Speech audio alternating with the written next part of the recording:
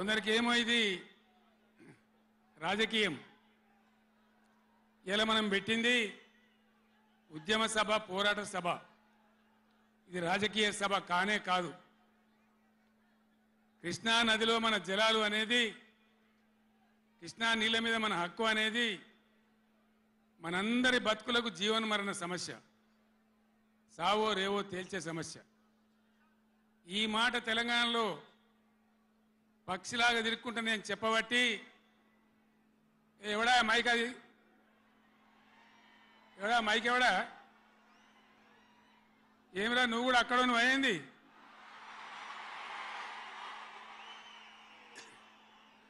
రాజేశ్వర రెడ్డి చూడొచ్చు కదా, మనం ఏం చేయకమని అంతే జాలిగా. బాగానే ఉందా, ఏం చేయకమను. 24 ఏళ్ల నుంచి పక్షిలాగా తిరుక్కుంటూ నేను మొత్తం రాష్ట్రానికి చెప్తా ఉన్నా. ఇటు కృష్ణ కావచ్చు, అటు గోదావరి కావచ్చు, నీళ్లు లేకపోతే మనకు బతుకు లేదు. ఆ ఉన్న నీళ్ళు కూడా సరిగా లేకపోతే బతుకులు వంగిపోయినాయి. ఇదే నల్గొండలో 150,000 మంది మునుగోడు, దేవరకొండ, ఇతర ప్రాంతాల బిడ్డలై ఫ్లోరైడ్తో నడుములు వంగిపోయినాయి.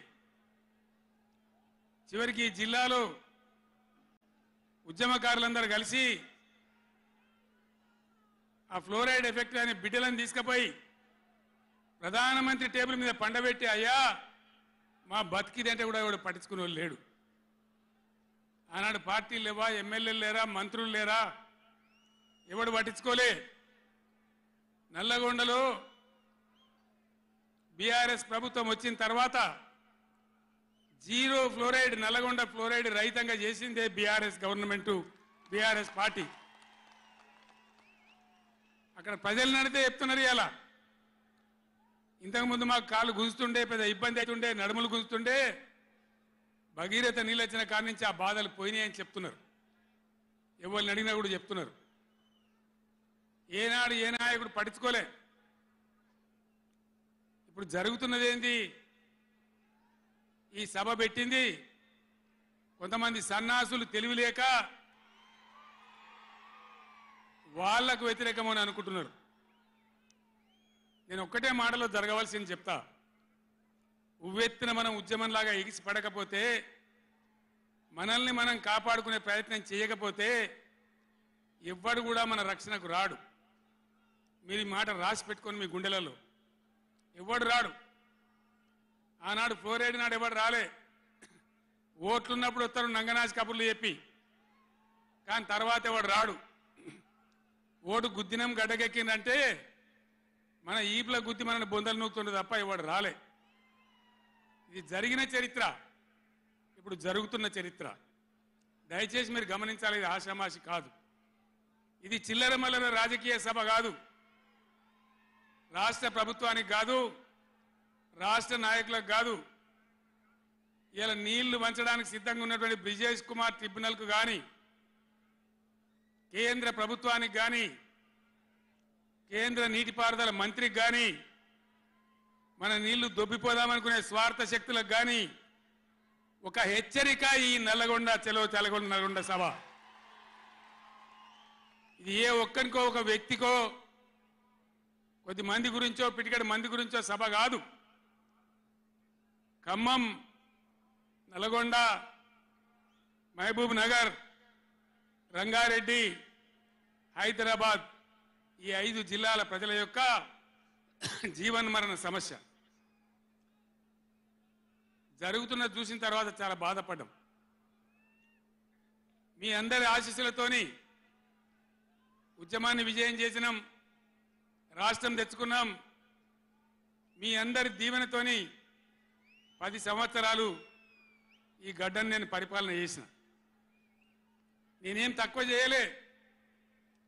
ఎక్కడో పోయిన కరెంటును తెచ్చి నిమిషం పాటు కూడా కరెంటు పోకుండా మీ అందరి కరెంట్ సప్లై చేయించినాం. ప్రతి ఇంట్లో నల్లా పెట్టి మంచినీళ్ళు తీసుకొచ్చుకున్నాం.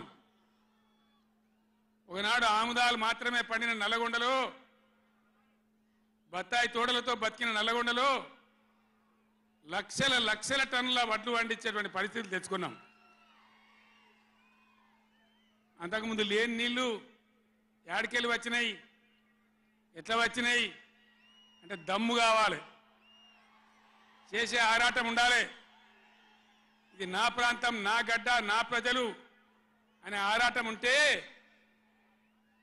ఎట్లనే చేసి సాధించుకొని రావచ్చు. కృష్ణా జలాల కథ మీకు ఒక 4 నిమిషాలు చెప్తా, దయచేసి మీరు సైలెంట్గా ఉంటే మీకు అర్థమవుతుంది. ఇలా ఏమి ఏరా పేరు లేదు.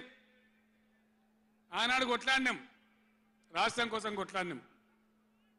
ఆ రోజు జలసాధన ఉద్యమంలో మండలానికి ఒక బ్రిగేడియర్ వచ్చి నెల 15 రోజులు తిరిగి ప్రజలను చైతన్యం చేసినాం. ఆ రోజు నేనే రాసిన పాట, పక్కన కృష్ణమ్మ ఉన్న ఫలితమేమీ లేకపాయే అని ఏడ్చినాం ఆ రోజు. ఈరోజు గోదావరి కృష్ణ కలిపి బ్రహ్మాండంగా నీళ్లు తెచ్చుకునే ప్రయత్నాలు చేసుకుంటా ఉన్నాం. దగ్గర పడ్డాయి. భువనగిరి దగ్గర బస్వాపురం ప్రాజెక్ట్ కంప్లీట్ అయింది. డిండి ప్రాజెక్ట్ కంప్లీట్ కాబోతా ఉంది. పాలమూరు ఎత్తిపోతల కోసం నోళ్లు తెరుచుకొని చూస్తా ఉన్నారు దేవరకొండ, మునుగోడు.